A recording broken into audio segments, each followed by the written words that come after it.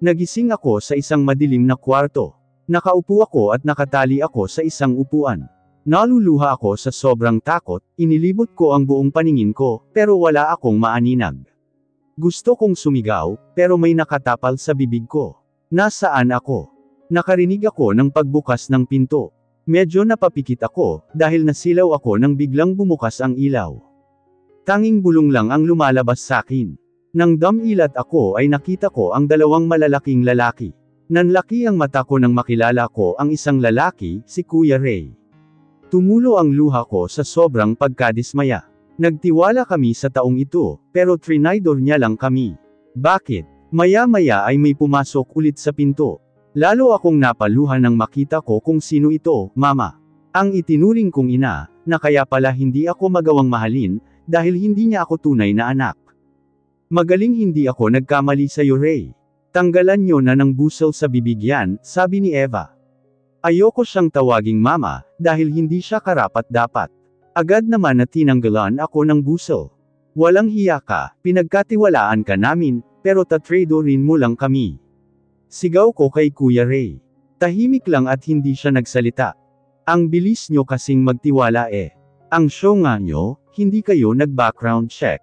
Madaling nakapasok ang kapatid ko. Nagulat ka no? Oo, nakababatang kapatid ko si Ray. Nagulat ako sa sinabi niya. Bakit nyo ba ginagawa sa akin ito? Anong nagawa ko sa inyo? Tanong ko. Hindi ko mapigilan ang umiyak. Wala ka naman sanang nagawang masama sa amin, kaso nang dahil sa iyo nakulong ang mga anak ko. Nakalaya nga si Karen, pero ikinulong nyo naman si Monica. Sigaw ni Eva. Hindi ako ang may kasalanan sa nangyari. Gumawa sila ng kasalanan, kaya pinagbabayaran nila yon. Bakit ako ang sinisisi nyo? Bago pa mangyari yun, anong kasalanan ko at bakit nyo ako pinahihirapan? Galit na tanong ko. Sa totoo lang wala kang kasalanan. Hahaha, malas mo kasi kamukha mo ang mama mo, natatawang sabi niya. Bakit nasama ang mommy ko dito? Tanong ko, dahil ang mommy mo ang may kasalanan sa akin. Sigaw ni Eva. Matagal nang patay ang mommy ko. Bakit mo siya sinisisi? Nagtatakang tanong ko. Dahil siya pa din ang mahal ni David. Kahit kailan hindi nawala si Eleanor sa isip ni David. Ang tagal kong itinago ang nararamdaman ko kay David. Hindi niya ako napapansin simula pa lang ng bata pa kami. Naging matalik kaming magkaibigan. Pero si Eleanor pa din ang bukang bibig niya. Hanggang sa sumuko ako at nag-asawa. Namatay ang asawa ko, at nagkaroon ako ng 2 anak. Pero hindi pa din nagbabago ang pagmamahal ko sa kanya. Nagkaroon kami ng relasyon, habang may asawa pa ako. At hindi alam yan ng mga magulang niya. Nilason ko ang asawa ko, kasi sabi niya papakasalan niya ako kapag hiwalay na ako. Kaso dumating ka sa buhay namin. Lahat ng atensyon at pagmamahal ni David ay nasa iyo. Parang hindi kami nag-exist sa buhay niya. Kaya gumawa ako ng paraan para mawala ka sa amin. Sabi ko isasauli kita sa pamilya mo, pero nagmakaawa si David at mga lolo at lola mo. Galit na paliwanag niya, bakit hindi mo na lang ako isauli? E di sana walang hadlang sa inyo. Sigaw ko. Dahil ipinangako sa akin ni David na hindi siya makikialam sa gagawin ko sa'yo, basta nakikita ka lang niya. Akala mo ba siya ang kaaway nyo? Nagkakamali kayo. Ako ang may pukana sa pagkawala ng lolo at lola mo. Hadlang kasi sila sa mga plano ko. Proud pa niyang sabi. Walang hiya ka. Wala kang kaluluwa. Pati mga matatanda dinamay mo pa, sigaw ko. Tama lang yun. Kahit kailan naman hindi nila itinuring ang mga anak ko na mga apo nila. Kaya tama lang sa kanila yun. Sigaw niya. Ang sama-sama mo. Wala kang kasing sama. Magbabayad ka sa lahat ng ginawa mo. Sigaw ko sa kanya. Anong magagawa mo? Hahaha. Sige bantayan nyo yan.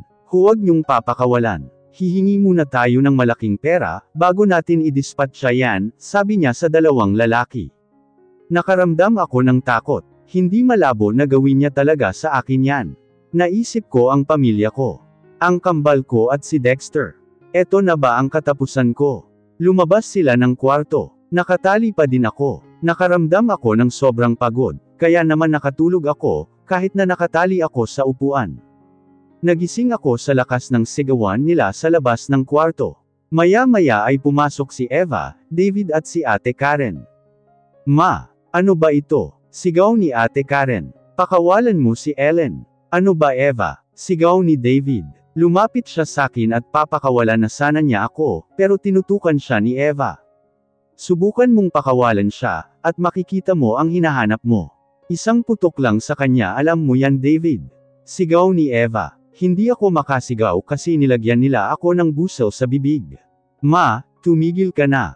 Pakiusap ni Ate Karen. Tumigil. Habang nabubuhay yan, ay maaalala pa ni David ang kanyang si Eleanor. Kahit naman lumalayas yang si Ellen, ay pinapasando pa din niya. Hadlang yang mag-ina na yan sa buhay natin. Pagkatanggap ko ng ransom money, ay mapapakawalan na natin si Monica. Aalis tayo ng bansa, sabi Eva. Malala ka na talaga. Lahat ng kasamaan mo ay inilalabas mo na. Sa tingin mo magiging buo pa tayo sa ginagawa mong yan. Natakot lang ako sa mga pananakot mo sakin na ipapakulong mo ako, kami ng mga magulang ko, dahil sa pagkuha namin kay Ellen. Hindi ko alam kung bakit pa ako nagtiyaga sa'yo. Sayang ang pagmamahal ko sa'yo. Sa maniwala ka o hindi minahal kita, sabi ni David. Sinungaling ka. Puro si Eleanor ang laman ng isip mo. Akala mo hindi ko naririnig ang mga pag-uusap nyo ng mga magulang mo, na pakulong ako. Kaya naman ay inunahan ko na ang mga magulang mo. Pinatapos ko na ang mga ito. Sabi ni Eva kay David. Walang hiya ka talaga. Wala ka nang kasing sama. Sigaw ni David. Halika na Karen. Iwan na natin sila dito. Itali nyo din ang asawa ko, sabi ni Eva sa dalawang lalaki. Lumabas sila ni Ate Karen, at itinali nila si David sa isang upuan, katulad ng sa akin. Pagkatapos nila itali ito, ay lumabas sila. Bumalik si Ate Karen, para tanggalin ang busel ko sa bibig, saka siya dali-daling lumabas. Patawarin mo ako Ellen. Hindi ko ginasto ito. Nagkamali ako sa'yo nang kunin ka namin kay Eleanor. Natakot ako sa banta ni Eva na ipapakulong niya ang mga lolo at lola mo, dahil sa pagkuha sa'yo, kaya lahat ng gusto ni Eva sinunod ko. Marami akong nagawang kasalanan na alam ni Eva, kaya marami siya ipinangbablackmail sakin. Sa maniwala ka at sa hindi, minahal kita dahil nakikita ko sa'yo si Eleanor. Unang kita ko palang sa'yo ay minahal kita bilang anak. Pero nagselos si Eva. Patawarin mo ako Ellen, pagsusumamo ni David. Wala ka nang magagawa pa. Humingi ka man ng sorry ay wala nang kwenta ito. Nasaktan na ako. Kayo ang tumapos sa mommy ko. Kung hindi nyo sana ako kinuha, ay hindi madidepressed si mommy. Sigaw ko sa kanya. Kaya nga hindi ko mapapatawad ang sarili ko sa nagawa ko. Alam kong hindi mo din ako mapapatawad, pero humihingi pa din ako ng kapatawaran. Dahil ito ang tama. Huwag kang mag-alala anak, ilalabas kita ng buhay dito. Pangako yun, sabi niya habang lumuluha. Gusto kong sigawan siya, gusto kong sampalin siya, at gusto kong saktan siya. Kung mahal niya ang mommy ko ay hahayaan ito. Naging masalimuot ang buhay ko sa kanila. Sana meron pa akong ina kung hindi nila ako kinuha. Akala ko talaga na siya ang lahat ng may gawa ng kasamaan, pero nagkamali pala ako. Ewan ko, naguguluhan na ako. Pero ang kailangan ko nang isipin, ay kung paano ako makakaalis dito. Alam kong nag-aalala ka kung paano ka makakalabas. Nag-iwan na ako ng mensahe kay Oliver. Sana ay mabasa niya agad ito, sabi pa niya. Naiyak ako dahil inaalala ko ang kambal ko. Isa pa alam ko na nag-aalala na si Dexter, at ang pamilya namin. Maya-maya ay pumasok si Ate Karen na may dalang pagkain. Lumapit siya sakin. Hindi kita pwedeng kalagan. Susubuan na lang, kita kasi alam kong gutom ka na, sabi niya. Kaso hindi ko tinanggap ang pagkain na sinusubaw niya. Kumain ka na. Kailangan mong magpalakas, kasi tutulungan ko kayong makaalis dito, sabi niya. Bakit? Walang buhay na tanong ko. Patawarin mo ako sa lahat ng nagawa ko. Sinusulsalan lang ako ni Ate Monica. Pero yung tungkol kay Mark, totoong mahal ko si Mark, kaya ko siya inagaw sa'yo. Pero hindi niya ako minahal. Inakit ko siya at pinagbabantaan na sasaktan kita, para hindi niya ako iwan. Kaso sumusobra na si Mama, sinaktan niya si Mark, dahil gusto niyang sabihin sa inyo ni Oliver ang lahat ng masasamang gawain ni Mama, paliwanag niya. Bakit pa ako maniniwala sa iyo? Tanong ko sa kanya. Sa maniwala ka't sa hindi, gusto ko ng magbagong buhay. Nagkausap kami ni Mark bago siya mamatay. Nakiusap siya na magbagong buhay na daw ako. Babawi ako sa iyo, Ellen. Babawi ako sa lahat ng kasalanan ko. Tutulungan ko kayong makatakas. Kaya kumain ka na para may lakas ka sa pagtakas mo, sabi ni Ate Karen. Tinanggap ko ang mga sinusubo niyang pagkain sakin. Pagkatapos niya akong subuan ay lumabas na siya. Sinabi niya na kailangan niyang kunin ang tiwala ng mama niya. Magpapanggap siyang kakampi nila. Nagising ako sa pag-aalog sakin ni Ate Karen. Nakatulog pala ako. Tinanggal niya ang tali sakin, pati na kay David. Bilasan niyo. Inutusan ko lang ang bantay niyo. Kailangan niyo nang umalis, kasi may binabalak si mama, sabi niya. Nagmadali kami sa pagtakas. Binuksan namin ang pinto, at saka dahan-dahan kaming lumabas ng kwarto. Tatakas pa kayo. Sarkastikong sabi ni Eva. Nanlaki ang mga mata namin nang itinutok ni Eva ang hawak niya sa amin. Ellen, narinig kong sigaw ni Ate Karen. Napapikit na lang ako nang marinig ko ang putok. Iniintay ko na may maramdaman akong sakit, ngunit ilang minuto ay wala pa din. Papa, narinig kong sigaw ni Ate Karen. Naririnig kong umiiyak siya, kaya naman napadilat ako. Nakita kong nakatayo sa harap ko si David. Nanlaki ang mata ko nang biglang umubos siya ng may dugo. Agad na lumapit si Ate Karen sa kanya, at napaupo sila sa sahig. Lumapit din ako sa kanila at lumuhod. Bakit? Bakit mo sinalo ang bala na para sakin? Sabi ko, hindi ko napigilan tumulo ang luha ko. Sabi ko naman sa iyo hindi kita hahayaang masaktan pa. Sa ganitong paraan lang ang alam ko, na pwede akong makabawi sa iyo. Sana mapatawad mo ako anak, nahihirapang sabi ni David. Huwag na po kayong magsalita.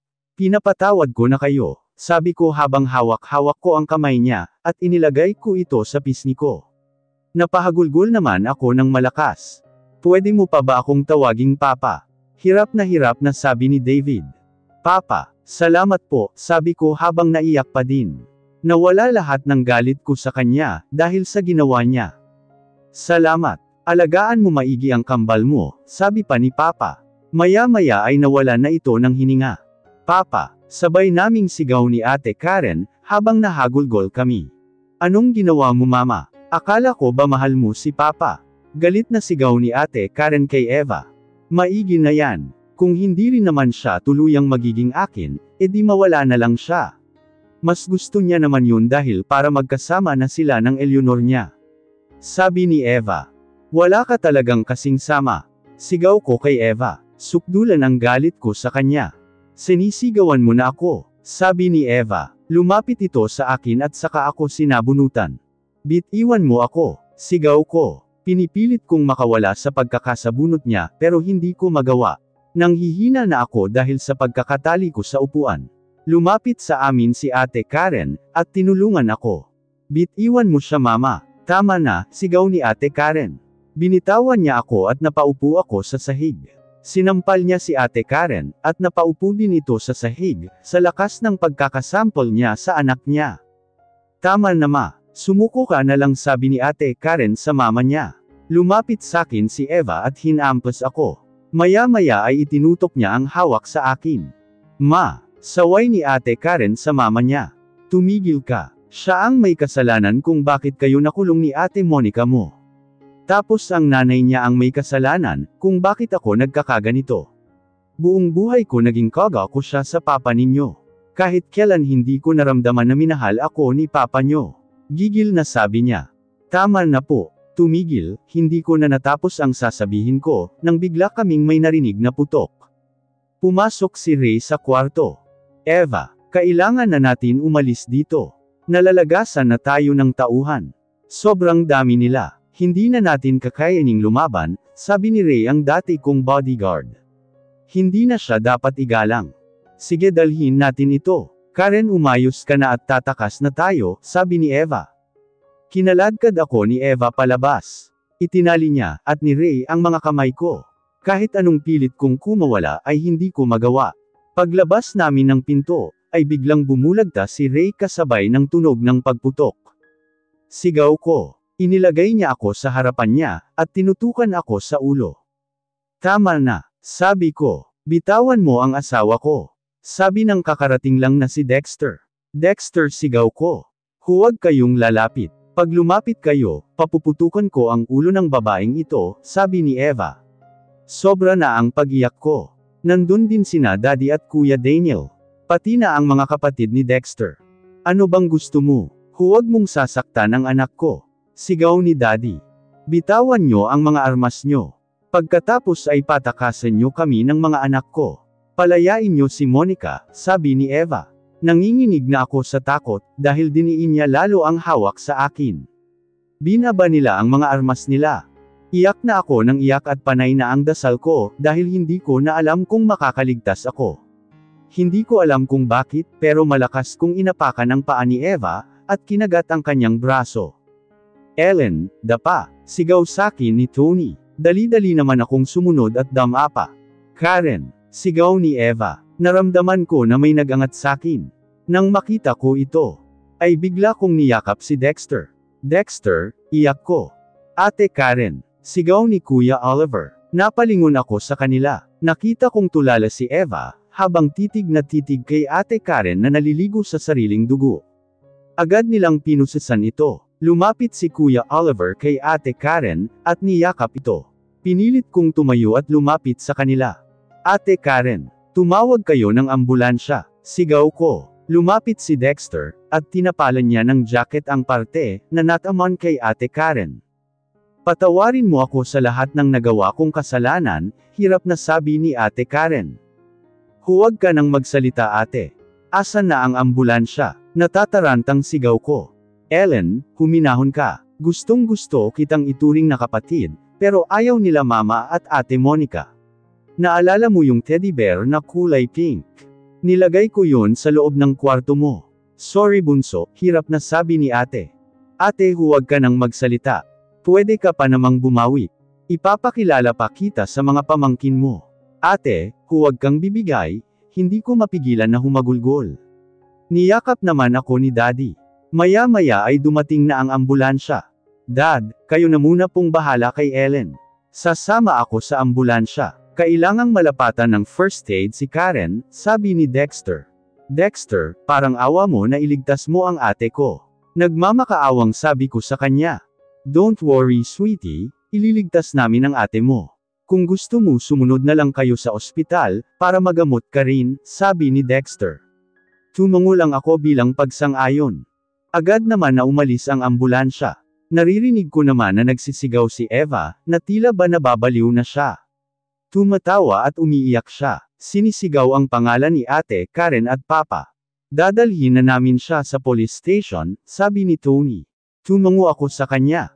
Salamat sa Diyos at ligtas ka kambal, sabi ni Kuya Daniel. Niyakap niya ako ng mahigpit. Yamakap din ako sa kanya at saka umiyak ng malakas. Hindi ko ulit mapigilan, dahil akala ko hindi na ako makakalabas ng buhay.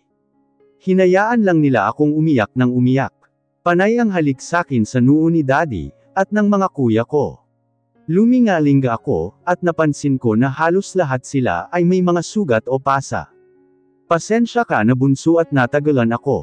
May naglagay ng sulat sa opisina ko, pero hindi ko ito nabasa agad. Nagtataka ako kung sino ito, baka lang kasi nililinlang lang ako. Pero sinabi ko agad ito kay Dexter, paliwanag ni Kuya Oliver. Si Papa ang may gawa noon. Sinabi niya sakin yun. Kuya, wala na si Papa. Sinagip niya ako. Sinalo niya ang bala na para sakin, umiiyak na sabi ko. Tahan na bunso. Ako nang bahala kay Papa. Bibigyan natin siya ng maayos na libing. Magpahinga ka na muna, sabi ni Kuya Oliver. Nalalayan nila ako na makapunta sa kotse. Pero bago ako sumakay, ay lumingon ako sa mga kapatid ni Dexter. Salamat sa inyong lahat, sabi ko. Tumango lang silang apat. Inihatid nila ako sa ospital para malunasan din. May mga sugat din ako, pero hindi ko ito naramdaman. Sinabihan ako ng doktor na magpahinga muna sa ospital, para daw maobserbahan pa. Nandoon din ang iba pa na may mga pasa at sugat. Kamusta ang kambal? Tanong ko sa kanila. Huwag kang mag-alala Ate Ellen. Maayos na binabantayan nila Mama at Papa ang mga anak mo, sabi ni Seb. Oo nga ate, magpahinga ka na para makauwi ka na sa kambal, sabi naman ni Migs. Pero nag-aalala ako kay Ate Karen. Sinagip niya rin ang buhay ko. Gusto ko pa siyang mabuhay, sabi ko. Magtiwala ka kay Kuya Dex. Ililigtas niya ang ate mo. Magpahinga ka na. Kami na nila Oliver ang bahala sa papa at ate mo. Si Tito Enrico na muna ang magbabantay sa'yo, sabi ni Joseph. Umalis sila at naiwan kami ni Daddy sa kwarto ng ospital. Maya-maya ay pumasok si Dexter. Dali-dali itong lumapit sakin at niyakap ako.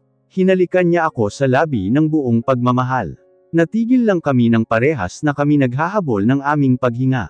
Akala ko mahuhuli na ako. Akala ko hindi na kita may liligtas. Salamat at ligtas ka. Hindi ko alam ang gagawin ko, kapag may nangyaring masama sa'yo. Mahal na mahal kita, sweetie, sabi ni Dexter. Mahal na mahal din kita Dexter. Ikaw at ang mga anak natin. Teka, kamusta ang ate ko? Tanong ko. May ipinainom siya saking gamot.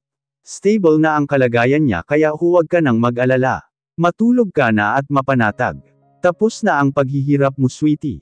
Magiging masaya na tayo, sabi pa niya. Ngumiti ako kay Dexter. Wala na akong lakas pa na magsalita. Pasaway na Dexter ta, pinainom ata ako ng pampatulog. Lagot ka sakin paggising ko. Unti-unti na akong nawalan ng malay at nakatulog. Tapos na, malaya na ako.